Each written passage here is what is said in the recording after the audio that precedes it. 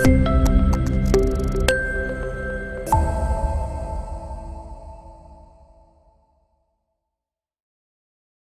am very glad that today in the inauguration ceremony, we have a very eminent speaker with us, and with I'd like to invite him for the inauguration ceremony. Please put your hands together for Dr.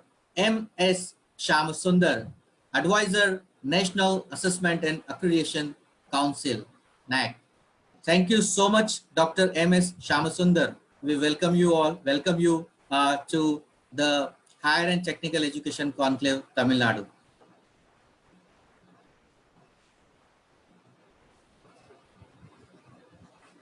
Yeah, thank you very much, sir. Thank you, sir. It is our pleasure to have you here. I also have my colleague Hemangini Kant Rajput, who heads Gujarat State for Relets Technomedia Private Limited with us. Welcome, Hemangini. Thank you, Harshal, and we really welcome you, Dr. M.S. Shamasundar, sir. And it is pleasure having you here today in the inaugural session of Higher and Technical Education Summit, Tamil Nadu. And we would really look forward for your, insights on our national education policy today, which we are going to discuss. Ji Harshal. Thank you. Thank you. Definitely, I would be giving a lot of insights. Don't worry. Same, yes. Thank you. Thank you so much. Thank you so much. And I would like to inform Dr. M.S. Shamasundara that we have been joined by several people who are listening to us at this moment live on various social media platforms, including Facebook, Twitter, and YouTube.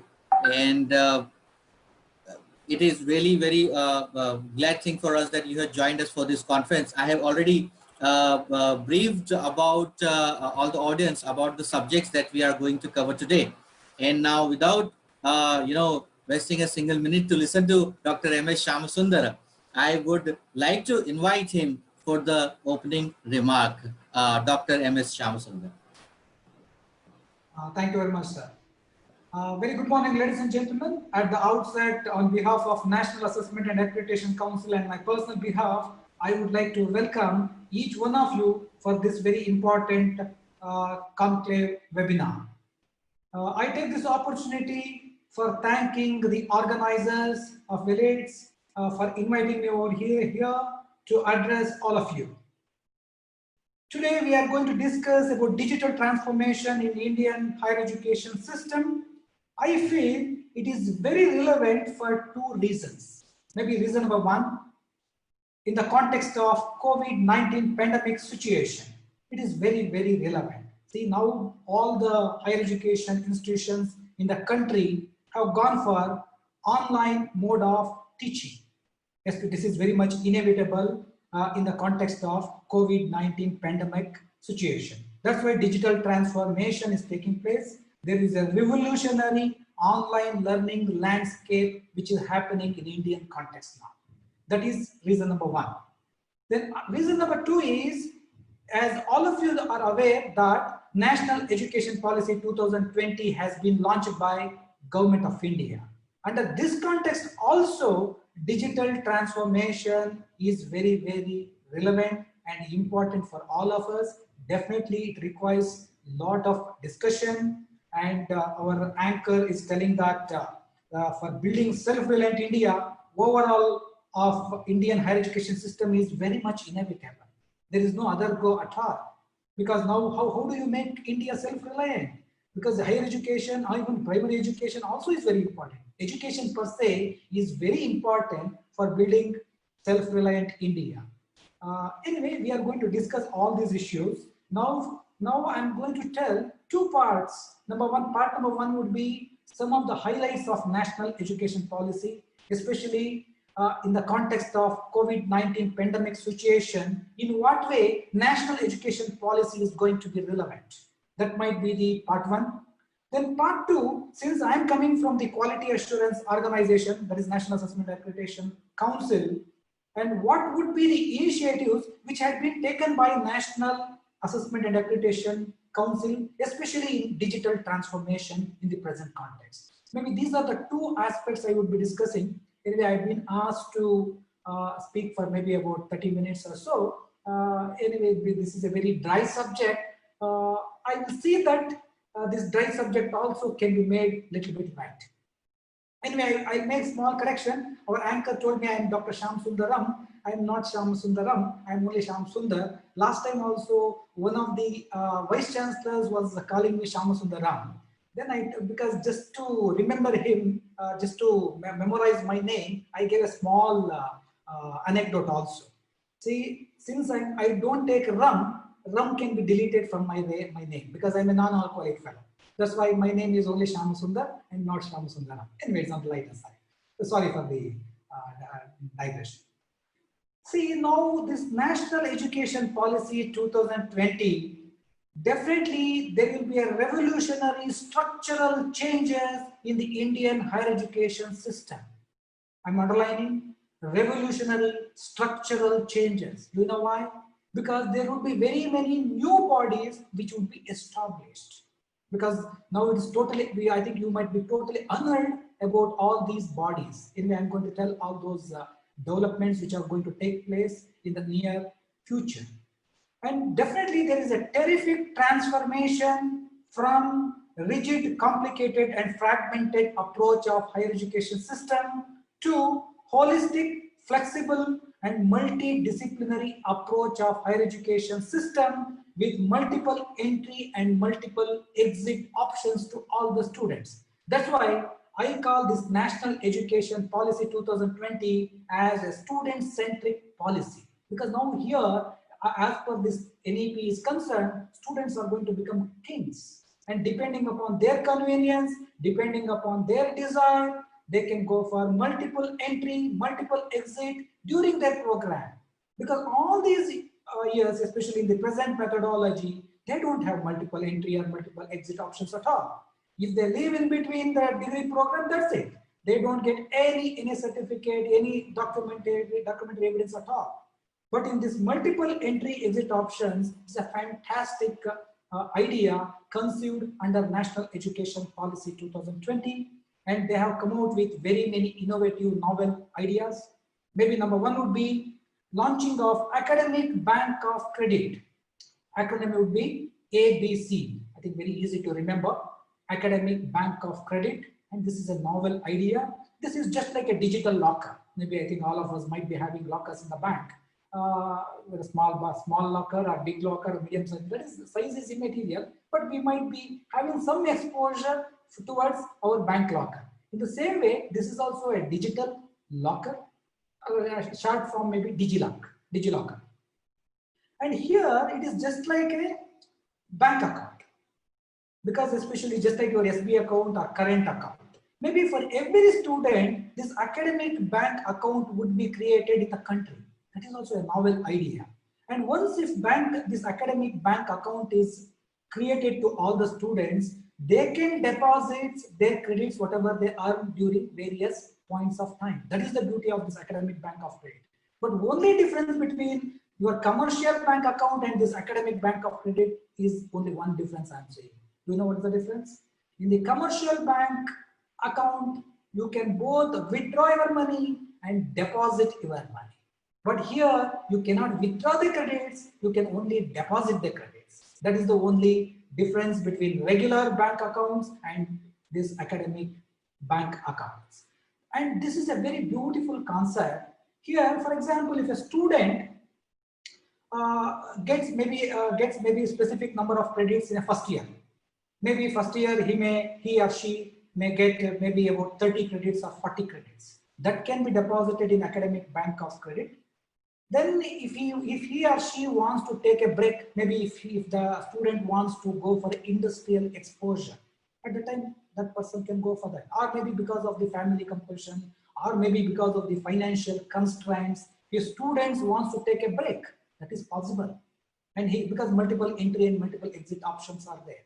At that point of time, he can leave that 1 year, and the next subsequent year, he can rejoin some other higher education institution also. Again, whatever the credits he gets, again that can be deposited.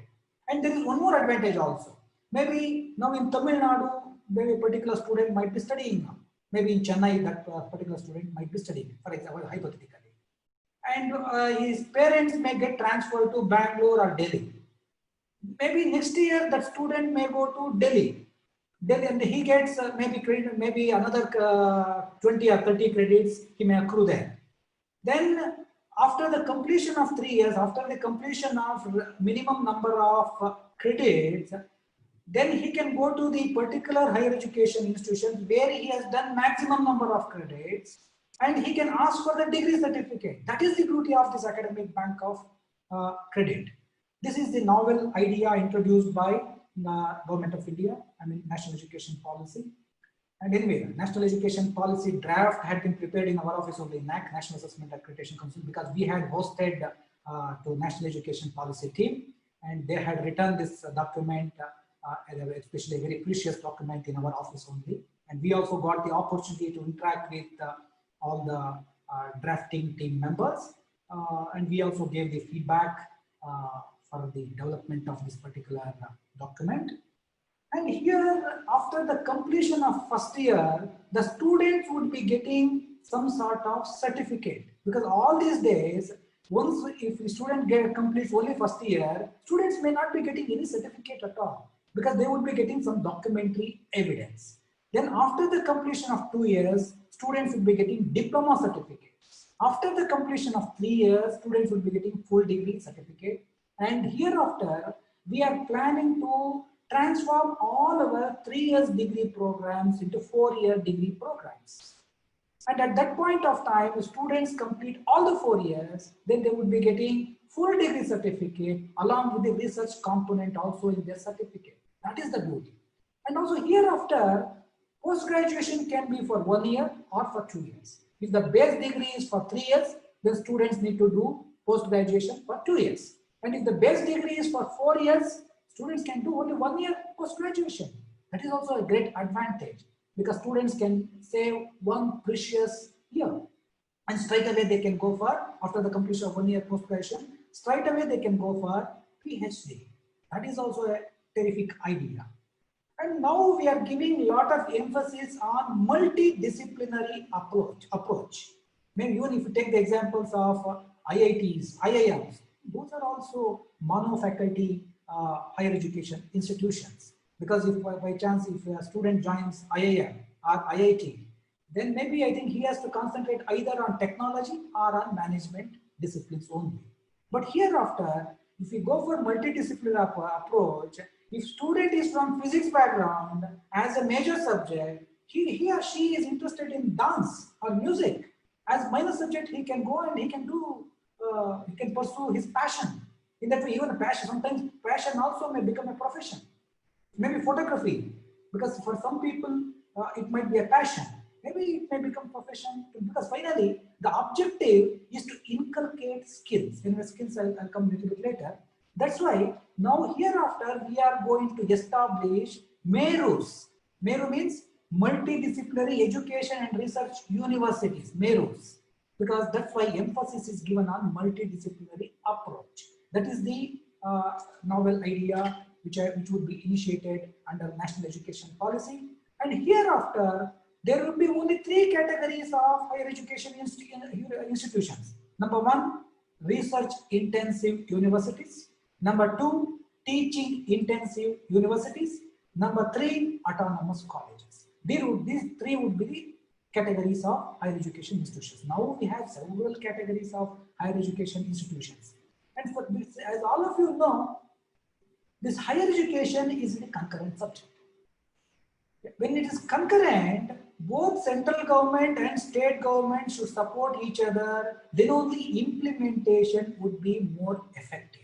If state governments do not implement properly, then effective implementation may not be possible, because central government may issue guidelines.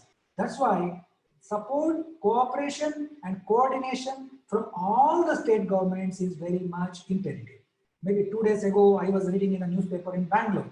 Already Karnataka state government has taken proactive measures to implement national education policy by planning to establish 6 research intensive universities in the state of Karnataka, 10 teaching intensive universities in the state of Karnataka and 34 autonomous colleges in the state of Karnataka. They have already taken this type of proactive measures.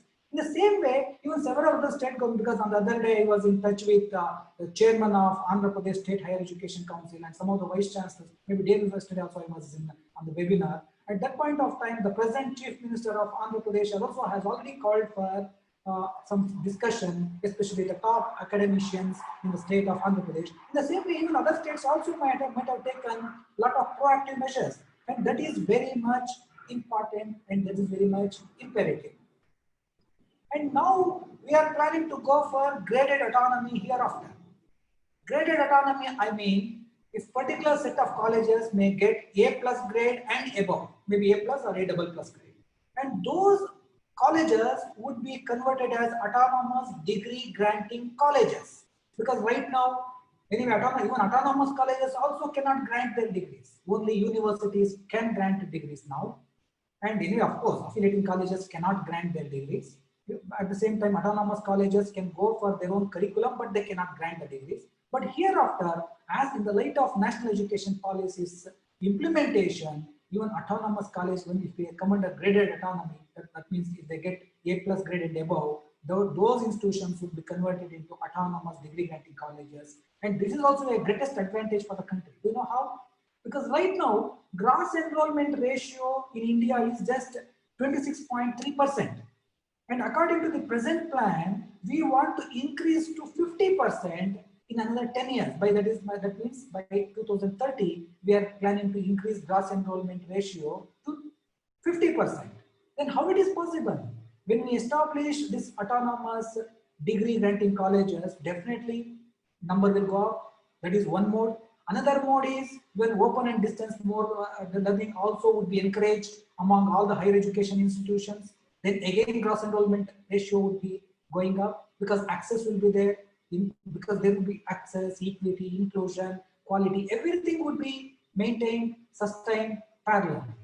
That's why this gross enrollment ratio increase would be possible.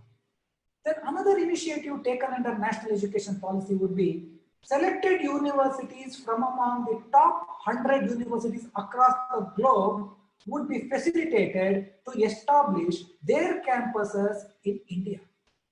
This is also a greatest advantage to all our students. See, now they can save a lot of money and time, because now many students were planning to go to US, UK, Australia, New Zealand, Singapore, so many places. See, I was interacting with one of the students a couple of weeks ago. To do masters in maybe say computer science in America, one has to shell out somewhere around 40 to 50 lakhs for completion of post-graduation in maybe computer science in any of the good universities like UC Berkeley or Southern California University, any other similar universities in America. And definitely it is a huge money, and they have to spend complete 2 years and they are away from their family. And these things may not be necessary hereafter. Maybe when foreign universities come and establish in Indian soil, straight away they can go to those higher education institutions. That might be one aspect, one benefit. Maybe another benefit would also, we can attract other foreign students, maybe from neighboring countries. Maybe if they establish a foreign campus in Chennai, Tamil Nadu, then maybe the students from Sri Lanka can come over to Chennai very easily. Maybe in 1 hour's time, they will be in Chennai. Why should they go to America to study in Stanford University or UC Berkeley? That's why we can attract foreign students also in Indian campuses. And also there is one more advantage also. They can infuse international perspective and innovative ideas among the students. That is also a greatest advantage, because now we can study there, because especially our students will get the exposure of international perspectives from the overseas students. That is also a greater advantage to our students. And also we may get a better revenue also, because when you go to different countries, there will be differential tuition fee structure. In the same way, even we also can go for differential tariff, differential tuition fee structure to international students. Maybe we may give a little bit subsidy to our students, but foreign students can be charged at a different rate. And even vice versa is also true, because even in India, we have very good higher education institutions. Even our higher education institutions also can establish offshore campuses across the globe. That is also another initiative, and also a lot of freedom would be given. And also now we have graded autonomy scheme. Under this, if a particular university gets the recognition as category 1 university, if they score 3.51 and above CGPA, and they can start their offshore campuses in any part of the world, and also they can start their programs of their choice, that too without taking any permission, any approval from any of the regulatory bodies in the country. That's the beauty of graded autonomy scheme at present. Maybe in future that would be changed, but even now that facility is available. And as all of you know, there is lot of duplication of tasks by different regulatory bodies. Maybe I think now some of the vice chancellors might be there in this particular webinar. Definitely they would be agreeing with me. See, every university would be visited by UGC team, then a NAC team, then AIC, if they have engineering, then AICTE team would be visiting, and NBA team would be visiting. If they have teacher education, NCTE team would be visiting, and they would be doing similar tasks. There will be a lot of duplication of tasks. That's why Government of India has realized this type of hurdles, and now they are planning to replace all these regulatory bodies by single regulator. And this, you see now UGC, because UGC may not be there, AICTE may not be there, NCTE may not be there. Actually, it will be very difficult to imagine that type of situation, because without UGC, without AICTE, without NCTE, at the present context, it's very difficult to visualize that type of situation. But it is going to become a reality. All these bodies would be replaced by a single apex umbrella independent body that would be called Higher Education Commission of India, HECI. And this would be a appellate body for higher education. That is HECI, Higher Education, I'm repeating, Higher Education Commission of India. Under the umbrella of this Higher Education Commission of India, there would be 4 independent verticals or 4 independent bodies which would be established in the near future. Maybe one for regulation, second body would be for accreditation, third body would be for funding, fourth body would be for academic standard setting. Because right now, University Grants Commission is doing all these multiple tasks. In my opinion, there will be conflict of interest also. That's why, to avoid this conflict of interest, all these independent bodies are going to be established. For example, in the case of for accreditation, National Accreditation Council is going to come now. Because that is going to become an appellate accreditation body, National Accreditation Council. And this body would be granting licenses to multiple accreditation agencies. See, multiple accreditation agencies are going to become a reality hereafter. But now we are having dialogue with different competent authorities whether these multiple accreditation agencies should go for program accreditation or institutional accreditation or both. This type of fine tuning is going to happen maybe in a couple of months, because already some roadmap is ready, blueprint is ready, because we had good discussion with MHRD, because even first of all, MHRD is not going to be there, because now it would be called Department of Ministry of Education, because all these things is the Ministry of HRD. Now Human Resource Development will not be there. That has been already renamed. Already President of India has signed, consented. Now it is called Ministry of Education. Then this is another major development. Then one more initiative they have taken is they are going to establish National Research Foundation, NRF, National Research Foundation. This is very, very important body. Hereafter, they are going for project-based performance funding to both public universities and private universities, because all these years a lot of emphasis is given only for the public universities, not for private universities, especially for funding. But hereafter, there will be common norms both for public universities and private universities. By chance, if public universities cannot submit the research proposal for funding, even they can take the help of some deemed university or state private university. Even they can go for joint venture also. And National Research Foundation is going to fund even for the joint venture also. That is the initiative, because they need outcome. That's why performance-based funding is going to become a reality. And one more development would be this complex nomenclatures of higher education institutions shall be replaced by a word university. Because now we have several nomenclatures which is totally misleading, confusing. See, we have affiliating university, deemed to be university, state private university, central university, then tribal university, women university, linguistic university, so many nomenclatures. That's why, to avoid this type of confusion, it will be replaced by a word just university. Couple of days ago, one of the foreign students was asking me, because he was studying in one of the deemed universities in India. He asked me a very pertinent question. Sir, I'm studying in a deemed university, that is deemed to be university. My degree is also deemed to be awarded, or it's a full-fledged degree? It's a very pertinent question, because that type of confusion would be there in the higher education system. Hereafter, that type of confusion would not be there.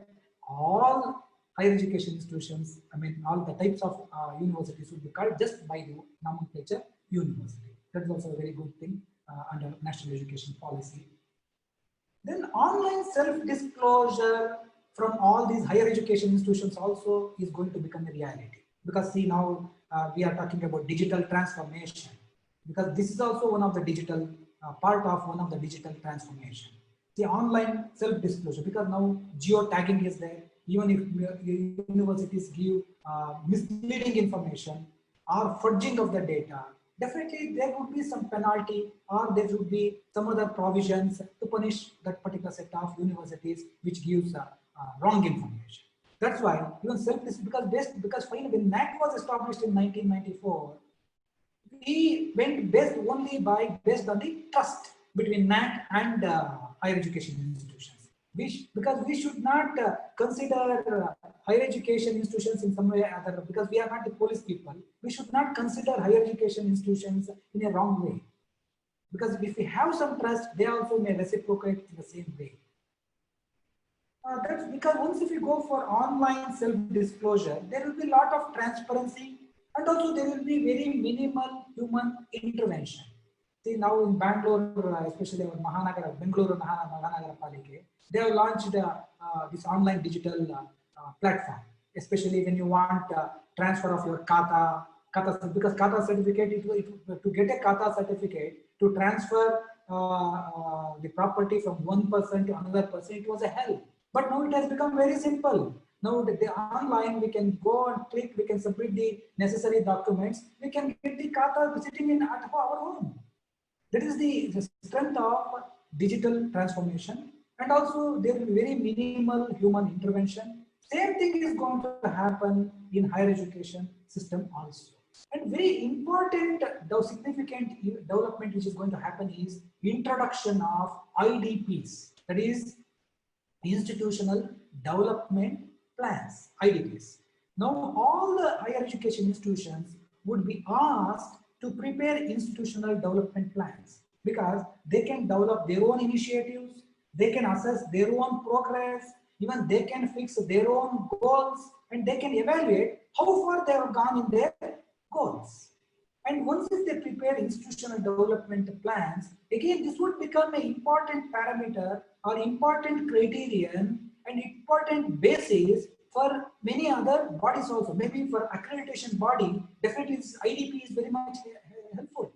And even for accreditation body or funding body or regulatory body, this document is going to become the basis. For granting accreditation, definitely institutional, because they themselves might have just like a self-introspection. And once if they submit these documents, definitely it is of great help to all these higher education institutions. And in NAC also, once if they come for the process of assessment accreditation, they complete the first cycle, because our validity period is for a period of 5 years. And during this period, every year, they would be asked to submit annual quality assurance reports, that is AQARs. Even for the preparation of AQARs, this IDPs, that is institutional development plans, would become the basis. And see, in the Indian context, even if you go to the highly rated accredited institutions, documentation is very, very weak. When they come forward for the process of assessment and accreditation, they would be collecting a lot of data from all the departments, and without their knowledge, they would be putting all information in their computer. That means database would be made stronger. They would be preparing MIS, Management Information System also. When they do that, it has got multiple advantages. But for example, if they want to apply for any funding from the DBT, DSP, ICR, ICHR, whatever the funding agency, now their job would be very simple. Just they have to collect the information from the computer because they already collected and collate it. And depending upon the requirement of a particular funding agency, they have to prepare the research proposal and send it across. And for all these things, they may need just a week or two. That means it is very, very beneficial to all the higher education institutions. And now a lot of emphasis has been given on the technology-driven education as per National Education Policy. Because use of technology is very much essential or imperative, especially in education planning, teaching, learning, administration, management, everywhere use of technology is very, very essential. See, now we have so many virtual labs, maybe Swayam platform. That is also use of technology, because there will be a revolution in virtual education. See, now during COVID-19 pandemic situation, definitely the revolution has already happened. See, all higher education institutions have gone for online mode of education. See, now whatever the webinars we are conducting, that is also a revolution. Tell me how many universities were organizing webinars earlier? They were not aware of these webinars. Even digital etiquette, creating digital etiquette is also very important. See, otherwise you have to ask them to mute, unmute, mute the audio, mute video. This is digital etiquette. And how many of us are aware of all these things? Maybe it is just like a blessing in disguise. Maybe our beloved Prime Minister also suggested all of us to transform all our challenges into opportunities. Exactly, all of us are doing the same thing. See, even in NAC, we had conducted 250 to 300 webinars. Actually, we have never heard about webinars in NAC. NAC has not conducted not even a single webinar before this COVID-19 situation. But in a short span of time, we were able to conduct 250, 300 webinars, and we were able to create a lot of awareness about quality assurance, a lot of awareness about this national education policy. Don't you think it's a great contribution from a single body? That's why digital transformation, I think an alternative you can call use of technology, has got a distinct advantage. That's why this can be considered as a blessing in disguise also. And for the development, deployment of this technology, one more body is going to be established. The name of that body is National Education Technology Forum. That is NETF, National Education Technology Forum, for the deployment of technology. This is also a very important body. Finally, the ultimate objective would be to digitally equipping all the higher education institutions, teachers, and students, so that students can become innovators, entrepreneurs, and creative thinkers. Otherwise, students would be thinking about getting some particular marks or percentage in their degree program, because they would be concerned whether I am getting 93% or 94% or 98.99%. It's of no use. They might be getting first rank, second rank, third rank. But if they don't acquire skill, tell me what is the use?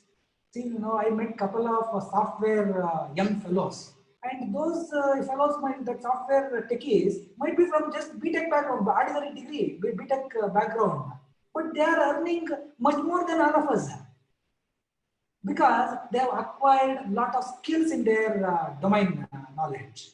That is the advantage. See, now because now most of our students are going to become unemployable. Why? Because they don't acquire the relevant skills which are relevant to the industry.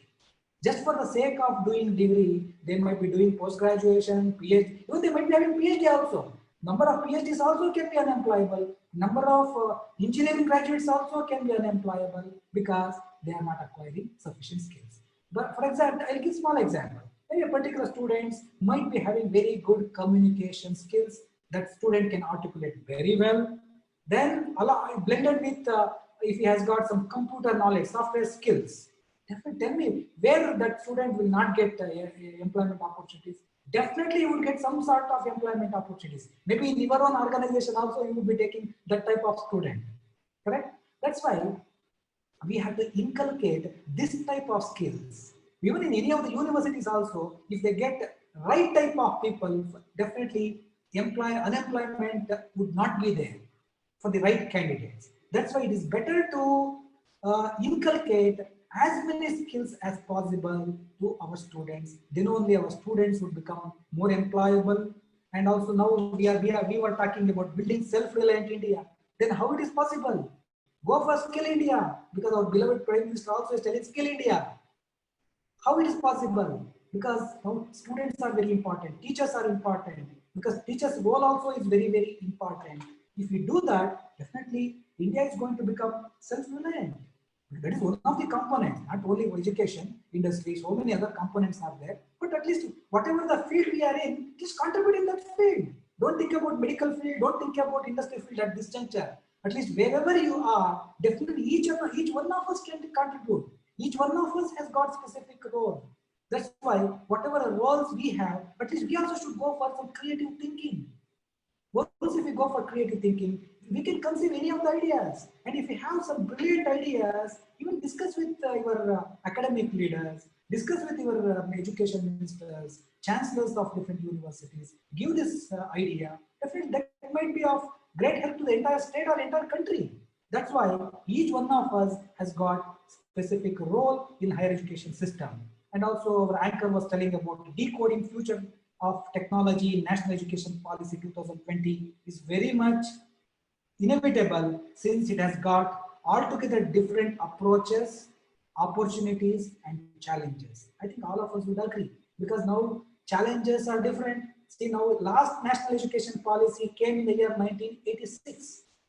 After the lapse of 34 years, now present National Education Policy is coming. Whatever they have launched in 1986, at that time approaches were different, opportunities were different, challenges were different. Digital, we never thought about digital transformation in 1986. But now our challenges are different, opportunities are different, and digital, see now, within a short span of time, we are reaching the whole country, all stakeholders, maybe because of this digital transformation. See now, creating awareness in National Education Policy. Maybe in 15 days, 20 days, I think we were able to create a lot of knowledge, a lot of webinars are happening university-wise, college-wise, different organizations-wise, and different companies like yours are organizing a lot of awareness programs, and we are able to reach to as many stakeholders as possible in no time. But in 1986, that was totally unheard. Maybe face-to-face seminars were there, and to reach all the stakeholders, it was taking years. That's why, even though National Education Policy was launched in 1986, Program of Action came in 1992. That means after 6 years. Then the NAC came into existence in 1994. That means after 8 years. But now, we have gone are those days. Now we are talking about days, weeks, and months. See, now in September, several blueprints are going to be ready, because we had a chat with Secretary MHRD and Minister of Education, Mr. Pokhriyal. Definitely now they have altogether different plans. Now they are creating a lot of awareness about this. Then now they are thinking about how to implement this National Education Policy more effectively and efficiently. Right. And all those things are going to become a reality. Maybe by March 31st, several things would be concretized. That means in another 5-6 months, several things would be concretized. Even National Education Policy cannot be implemented tomorrow morning. We cannot do the magic. That is also a reality. But still, time taken would be very, very less, because we can reach out all the stakeholders, maybe because of social media, because of your Twitter, Facebook, YouTube, and all these digital platforms. We can reach out just like that. That is the beauty of digital transformation. Now I would like to tell what would be the digital innovative initiatives taken by NAC, because maybe during this COVID-19 pandemic situation, all higher education institutions might have taken this initiative of going for online mode of education. But maybe NAC might be more, NAC might be having more intuition. That's why we launched this revised accreditation framework in 2017 itself. Anyway, we didn't know about this COVID-19 situation, but most probably our intuition might have become more stronger. That's why we might have launched this. Anyway, I'm taking the advantage. We should take credit also. We had launched our revised accreditation framework in 2017, that is about 3 years ago. At that point of time, when we made online accreditation in 2017. See, now if institution wants to come forward for the process of assessment and accreditation, they have to go to NAC website, they have to click on apply online. Then they would get their login ID and password. And once if they get this credential, then only they can move ahead. They have to go for registration. Registration itself is online. Then thereafter, next step is submission of IIQA, that is institutional information for quality assessment. That is also online. Again, that is digital transformation. Next step would be submission of self-study report along the guidelines given by NAC. That is also online, because in the earlier methodology, we were asking all the higher education institutions to submit their physical self-study reports offline.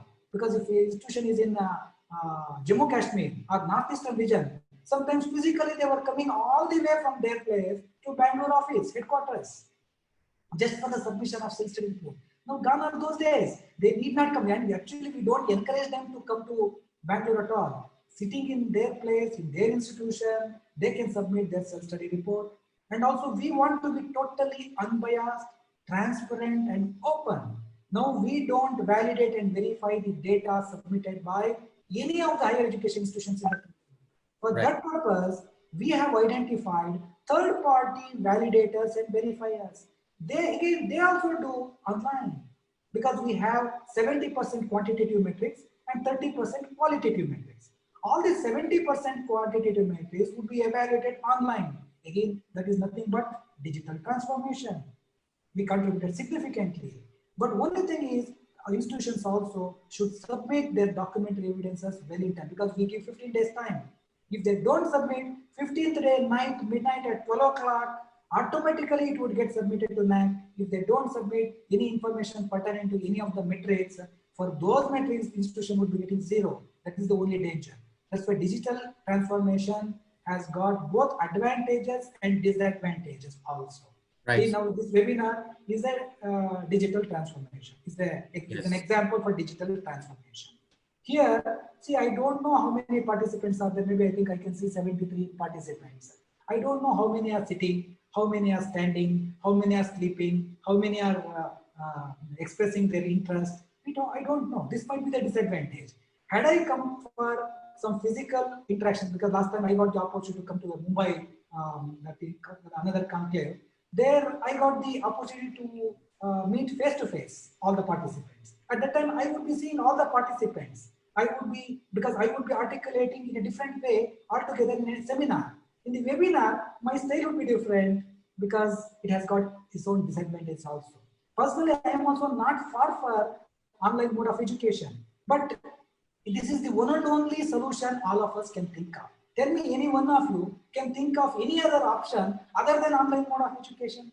Had we not gone for online mode of education, all institutions would have kept quite idly, because we don't have any solution apart from that. That's why right now this is the one and only solution we can think of. Right. Maybe sometime we may go for blend of both the things. Yes. And now even I think our anchor was telling about best practices in ensuring seamless education amidst COVID-19 situation. See, for this also, I would like to give some, I would like to throw some insights with respect to best practices. See, best practices are very simple practices, because unless the word best is there now, it may not be the best. Again, the question is, best for whom? Best for me. See, if I do yoga, pranayama, if I go for gym, if I run half marathon race or full race, it's best for whom? Not best for all of you. It is best for me. Correct? In the same way, for institutions also, these best practices would be there. See, I will give a simple definition. Best practices are those practices which can contribute significantly to the higher education institution. Then that can be called best practices. Again, you can go for different nomenclatures also. best practices can be called good practices, innovative practices, or next practices, whatever you want to call, you call. I don't have any problem.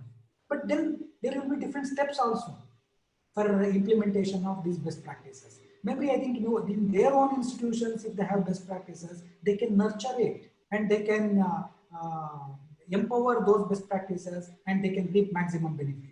By chance, if they cannot identify, the NAC also has given list of best practices in our NAC website.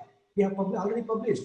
And at the same time, I would like to give another announcement also. Right now, we have identified 26 A++ higher education institutions. You can call them as leaders. And from these leaders also lessons can be learned. Now, series of best practices webinars have been conducted by NAC. All the 26 institutions have been requested to share their best practices to all the stakeholders. NAC has done Sumoto all these webinars. When anybody can register, any of the higher education institutions also can go to the NAC website and register, and they can listen to these best practices, and they can institutionalize it and internalize it. Institutionalization, I mean, making these best practices an integral part of the institution is called institutionalization.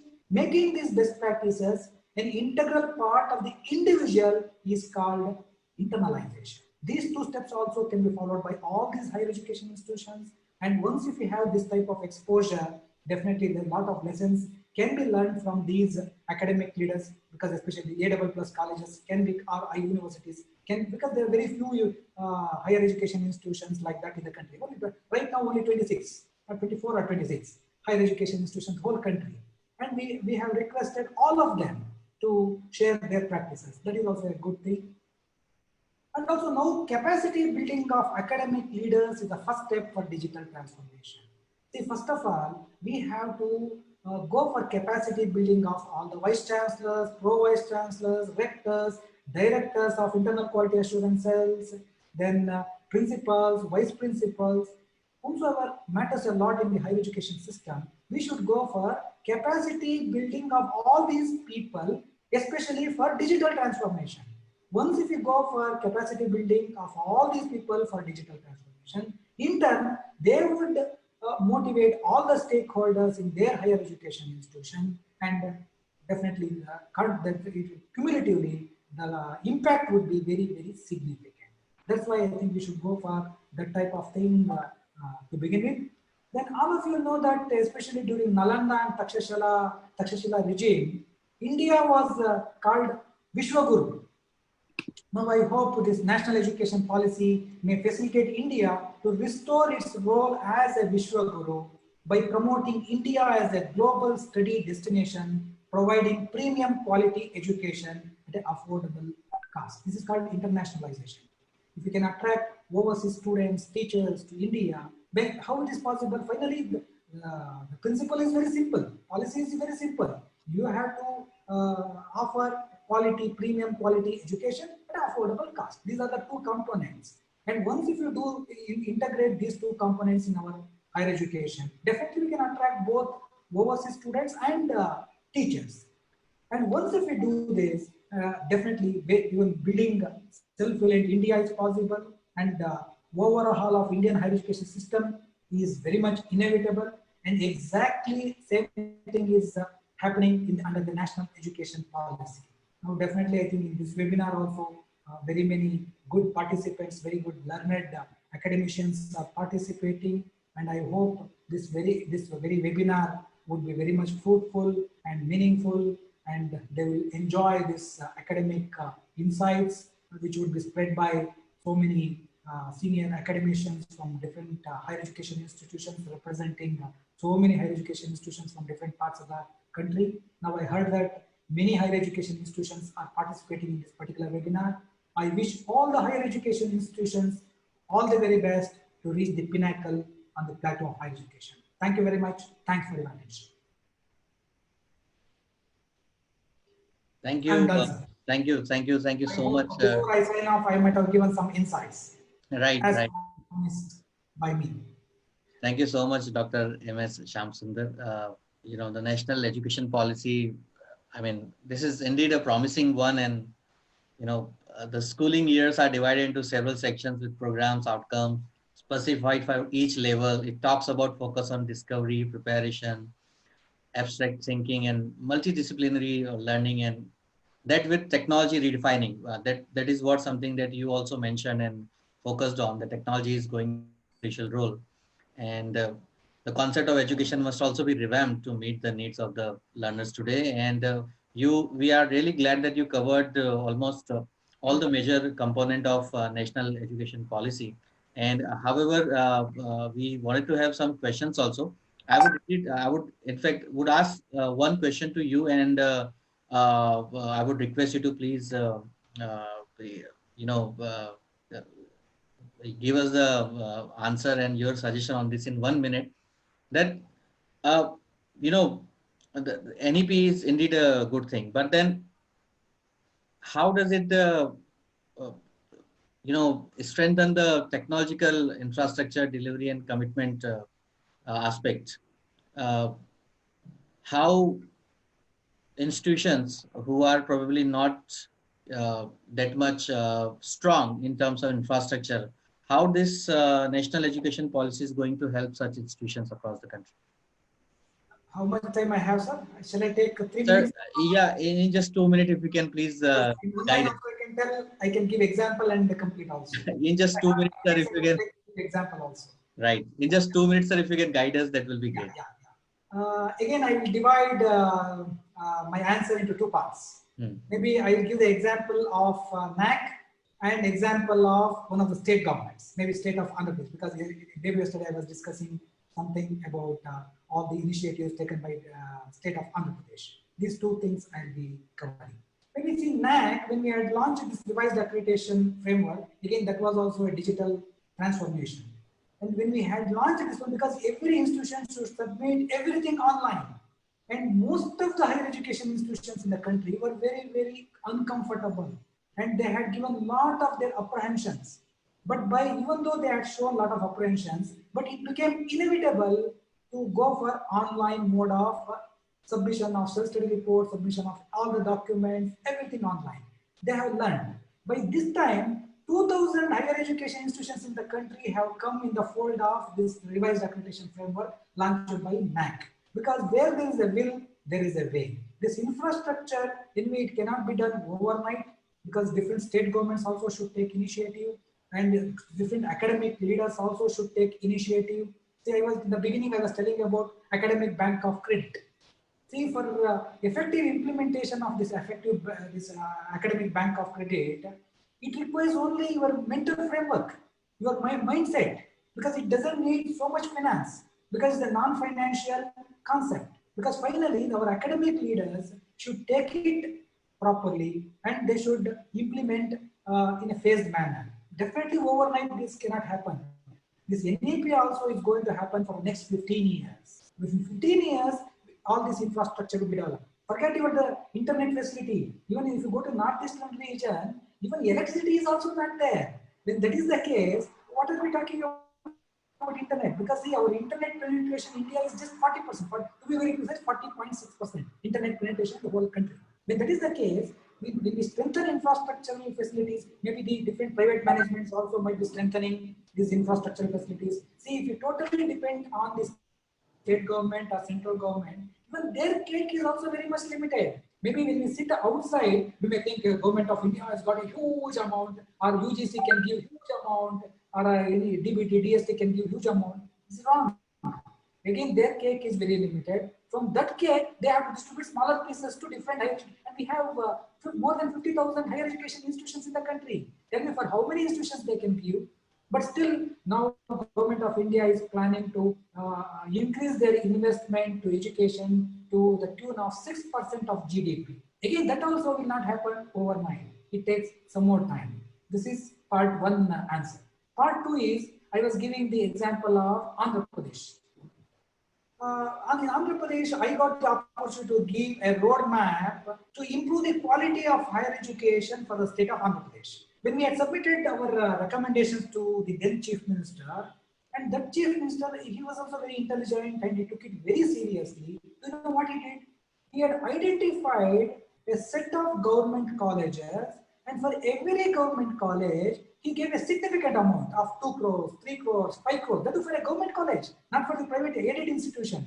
For the government college, he had given so much amount, and he had built a lot of good infrastructural facilities like computer labs, good library, digital library, then washroom facilities, even whitewashing, and recruited good faculty from different dimensions. In that way, he has strengthened these government colleges and asked them to go for accreditation process in a phased manner. He would have sent all government institutions to go in one go, but he didn't do that. In a phased manner, he came, right? That's why for this, we need to evolve a different strategy altogether. Once if we evolve strategy, then only it will be more meaningful. And for the effective implementation of national education policy also, that's why I said each one of us matters a lot. All the leaders should take initiative. There should be concerted efforts. Then only this development of infrastructure facilities, flowing back whatever the resources they get in their institutions back to the higher education institutions would be there. In that way, they can do it in a phased manner. Thank you so much, Dr. Shyam Sundar. And there are other questions, but due to considering the time limit, we'll have to end it. And we will surely connect the people who have asked questions with you over the email or through other channel.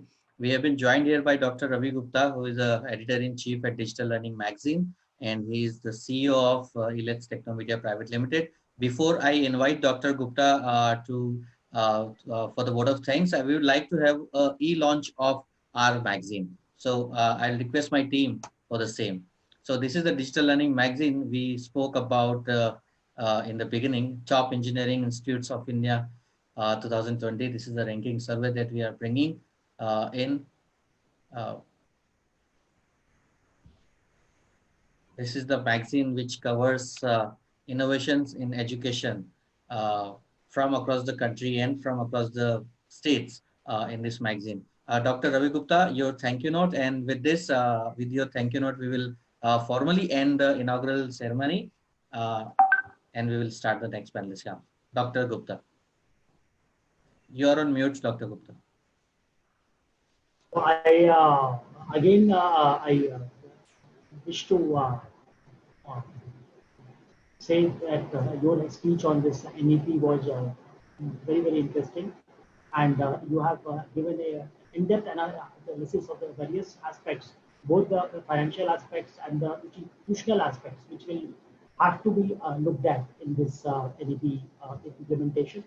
So thanks for joining us, and I remember having a lot of discussions with you at the World Education Summit Mumbai when you came to our event. So we are looking forward to a physical event also soon when all this situation is over. And thanks for joining us again, Dr.